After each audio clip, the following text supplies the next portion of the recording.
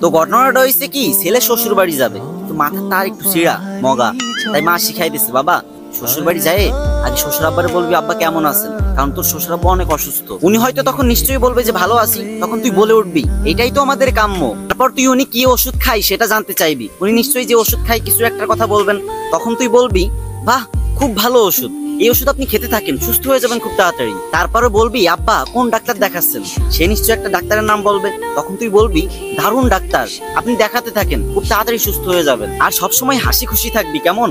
বোকা ছেলে মায়ের কথায় সম্মতি দিয়ে মায়ের সাথে শ্বশুর বাড়ি গেল। এদিকে শ্বশুর মশাই রোগের জ্বালায় বিছনায় শুয়ে ছটফট করতেছেন, ঠিক তখনই জামাই এন্ট্রি নিল, হা হা করে হাসতে হাসতে বলল কেমন আছেন বাবা। তখন শ্বশুর বলল আর বাঁচার ইচ্ছা নেই, এবার মরলেই বাঁচি। তখন জামাই আরো জোরে হা হা করে হাসতে হাসতে বলল এইটাই তো আমাদের কাম্য, তো আপনি কি ওষুধ খাচ্ছেন বাবা। তখন শ্বশুর মনে খুব কষ্ট পেল আর রেগে গিয়ে বলল ঘোড়ার ডিম। তখন জামাই আরো হো হো করে হাসতে লাগলো আর বলতে লাগলো বাহ বাহ খুব ভালো ওষুধ বাবা, এই ওষুধ আপনি খেতে থাকেন, আপনি খুব তাড়াতাড়ি সুস্থ হয়ে যাবেন। তো আপনি কোন ডাক্তার দেখাচ্ছেন বাবা।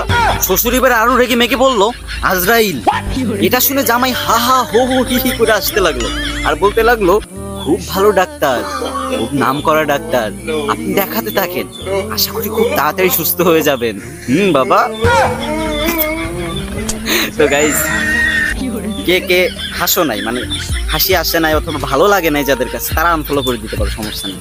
কিন্তু যাদের ভালো লাগছে অবশ্যই ফলো দিবা কিন্তু, ঠিক আছে। রোদ্দুরের ভিতর দাঁড়া অনেক কষ্ট করে ভিডিওটা বানাইছি।